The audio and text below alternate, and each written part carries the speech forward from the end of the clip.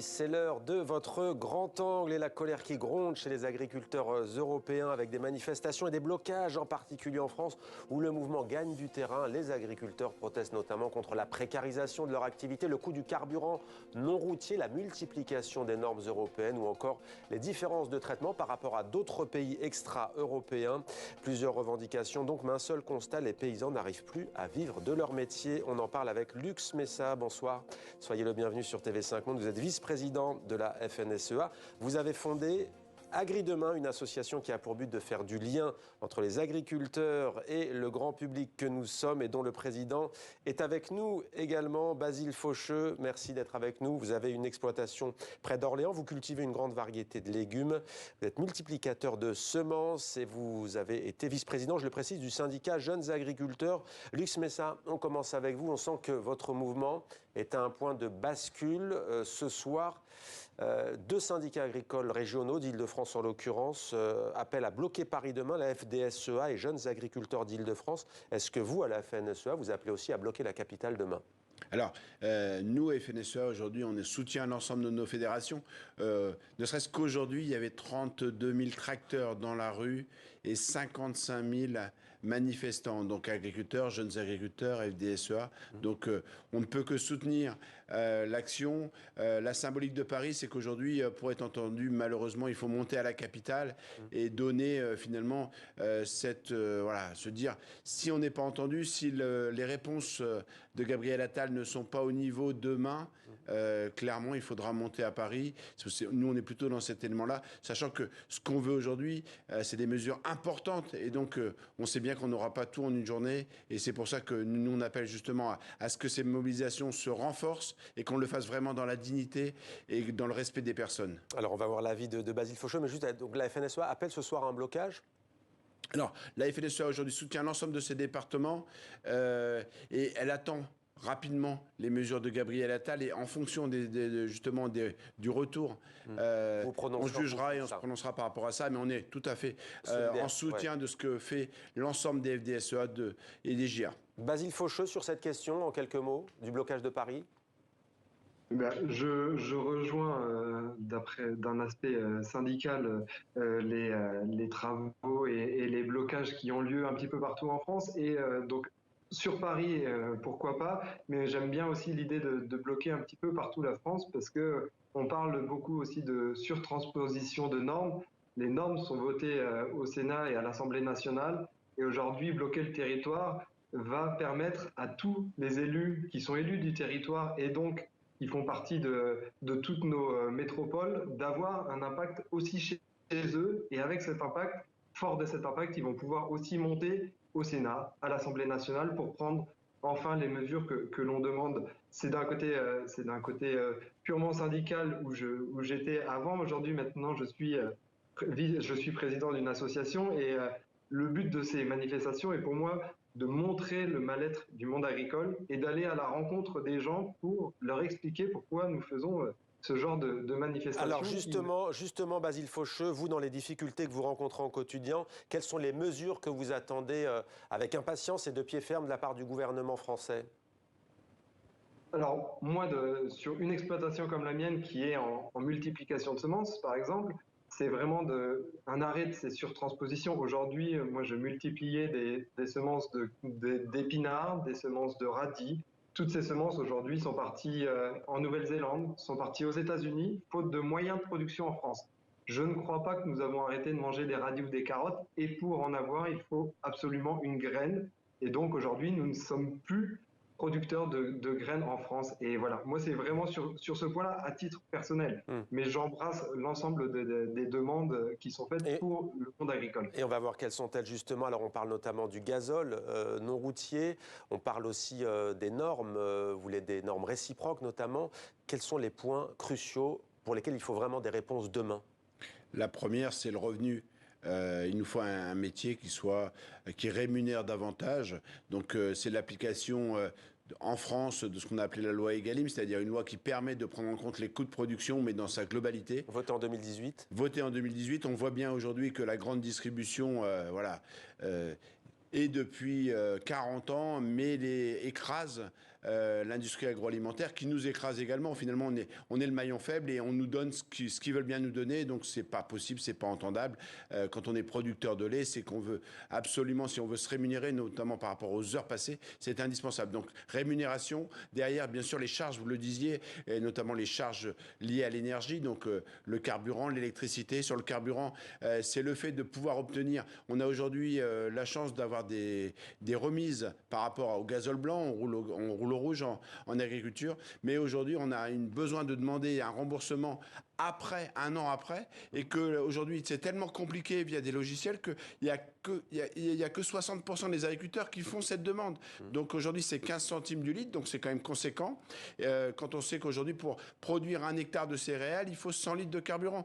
On a besoin pour semer, pour récolter. Et donc, c'est important qu'on puisse avoir des mesures très concrètes. Ce qu'on demande, nous, c'est que cette avance qu'on fait à l'État, on puisse le faire. C'est-à-dire, quand on achète le carburant, automatiquement, ces 15 centimes, ils soient déduits de notre facture. Donc ça, c'est un élément. Ce qu'on demande aussi, c'est ce que disait Basile, c'est arrêter ces surtranspositions franco-françaises, parce que c'est ça qui fait qu'aujourd'hui, il y a une chape de plomb sur l'agriculture française. Expliquez-nous cette surtransposition. C'est vrai que Basile Fauché avait prononcé le mot. Concrètement, c'est quoi? C'est quoi? C'est des normes qu'on a rajoutées aux normes européennes, des normes qui viennent de l'environnement, mais des normes aussi qu'on a mis sur la politique agricole commune, mais qu'on a adaptées à la France. C'est-à-dire qu'on a toujours rajouté, par exemple, je vais vous prendre un exemple, j'entretiens 22 km de haies le long de mes champs et le long de mes prairies. J'ai 14 réglementations aujourd'hui qui réglementent la haie. J'ai, en ce moment, on épand du fumier, du lisier. Vous êtes éleveur de... Exactement. On a énormément de contraintes de date, d'application. Tout ça, bien sûr, pour éviter qu'il y ait des nitrates dans l'eau. Mais le problème, c'est que quand on peut pas, quand il y a eu un automne humide et que derrière on peut pas, ce qu'on fait, c'est qu'on fait ce qu'on peut et puis on déclare ce qu'on a le droit. Donc on marche sur la tête, c'est ce qu'on a dit. Et puis en même temps, toutes ces charges, elles ont un coût. C'est de la traçabilité, c'est du temps passé où pendant ce temps-là, on n'est pas avec nos animaux ou dans les champs. Et puis pendant ce temps-là, c'est aussi autant de charges supplémentaires. Basile le disait, c'est aussi des moyens de production, c'est des interdictions qu'on nous a mis. Alors que c'est des produits qu'on autorise à l'intérieur de l'Europe, voire encore plus, bien sûr, à l'extérieur de l'Europe. Notamment en Amérique du Sud, c'est ce que disent les agriculteurs français. Basile Faucheux, il y a aussi la liste des produits phytosanitaires qui ne cesse de s'allonger. Alors, de nombreux agriculteurs disent « Nous sommes par définition écologistes dans l'âme. Ce qu'on veut, c'est protéger notre terre et nourrir les citoyens, en l'occurrence les Français. » Vous êtes concerné directement par ces normes de plus en plus drastiques et ces contrôles? Oui, bien évidemment, je fais partie de ces agriculteurs qui sont concernés par ces normes et ces contrôles, et je suis fier de pouvoir répondre à l'ensemble de ces normes et ces contrôles.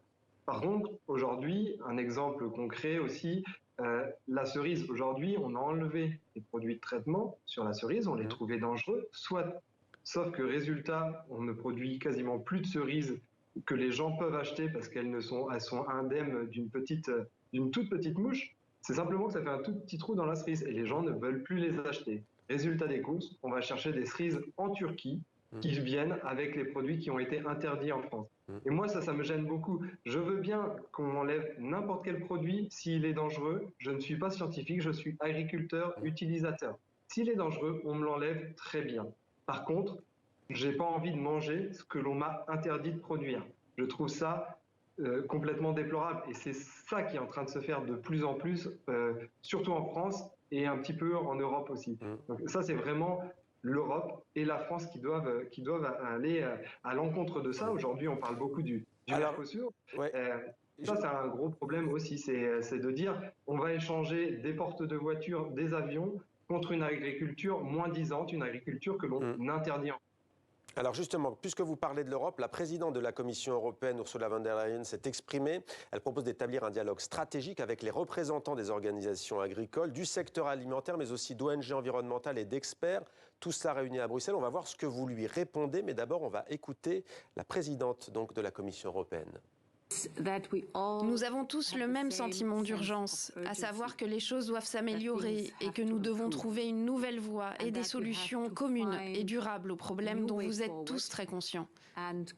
Lux Messa, bon, on ne peut pas dire qu'il y ait d'annonces fracassantes entre guillemets, mais bon...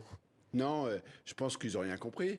Quand on voit hier le commissaire au commerce qui annonce qu'on va finaliser le Mercosur dans ces prochaines semaines. Il n'a pas entendu les libre-échange avec l'Amérique du Sud. Hein. Exactement. C'est-à-dire qu'on va importer du Brésil du sucre, de la volaille, des bovins. On va faire 15-20 000 kilomètres avec des normes qui ne sont pas du tout les mêmes, des tailles d'exploitation. Mais alors là, nous, on est des nains de jardin, puisque là, je vous rappelle, en France, la moyenne des fermes, c'est 70 hectares.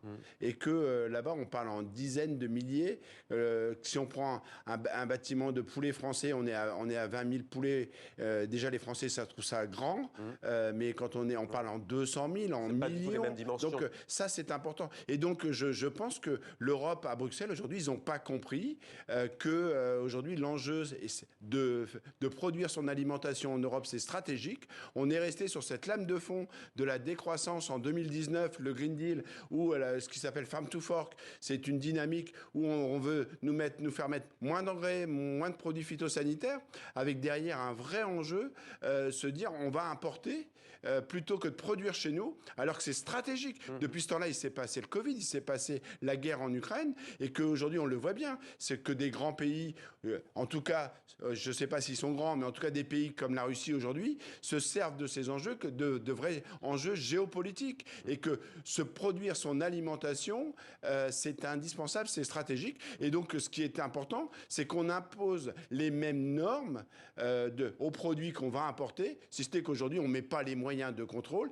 on ne va pas voir sur place ce qu'on va importer, et donc la Commission, aujourd'hui, elle est complètement sourde. Heureusement, il y a des élections dans 6 mois en Europe, et je pense qu'il faut que cette Europe, elle améliore, qu'elle accompagne davantage les agriculteurs, et surtout qu'on ait une plateforme globale. Ce que vous l'avez dit, et Basile le disait, c'est que dans nos revendications, il y a un niveau, vous l'avez compris, français, il y a un niveau européen. Par exemple, cette commission nous met aujourd'hui dans l'obligation de mettre 4% de nos terres en jachère en 2024, alors qu'aujourd'hui, on continue d'importer de plus en plus. Basile l'a dit, en fruits et légumes, mais c'est vrai aussi en volaille, c'est vrai aussi en porc, et on nous dit qu'on va importer du lait en France, comme le pays des 400 fromages, à partir de 2026-2027. Ouais, c'est scandaleux.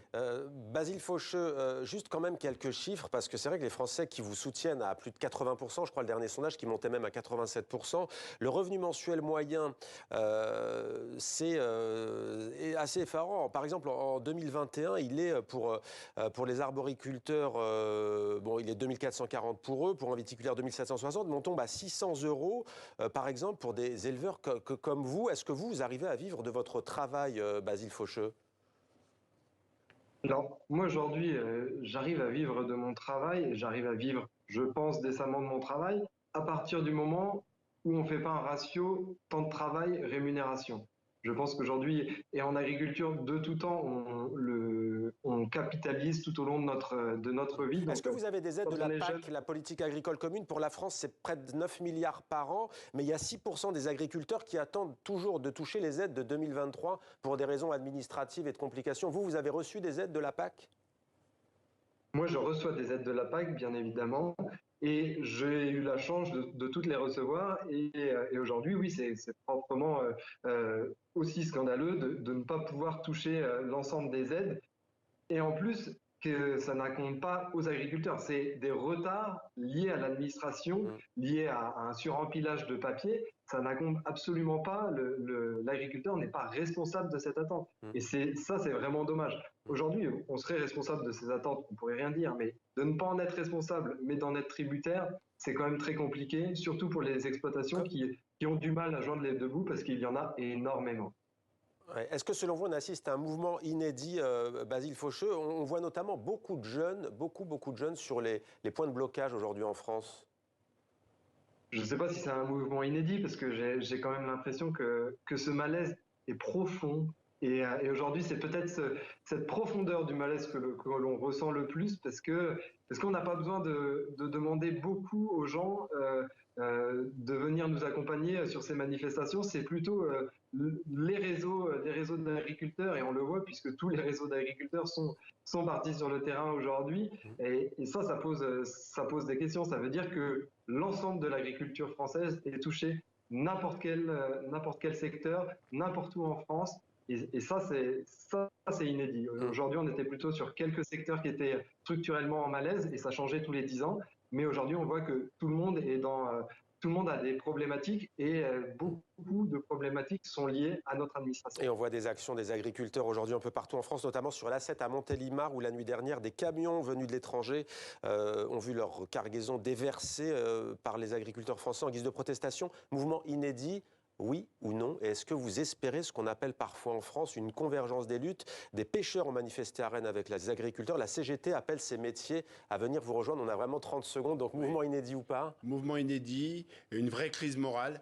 Et on n'appelle pas forcément surtout à nous soutenir. On a besoin de régler le problème agricole. Il ne faut pas qu'on se disperse. Et surtout derrière, il faut absolument qu'on ait un métier qui soit viable, vivable. Il faut absolument sortir du mal-être pour justement donner du bien-être pour que justement tous ces jeunes aient envie de faire ce métier, ce beau métier que de nourrir les gens, se lever le matin pour produire du lait, du blé. Je peux vous dire que ça a du sens. Et il faut absolument qu'on donne de la visibilité, du sens et retrouver cette fierté, cette dignité. Je pense que ce combat, il mérite d'être mené jusqu'à son terme. Combat et dignité, donc on retiendra vos mots ce soir. Merci beaucoup Luc Smessard, merci Basile Faucheux d'avoir été avec nous en direct. On suivra bien entendu sur TV5 Monde les suites de ce mouvement social dans nos prochaines éditions.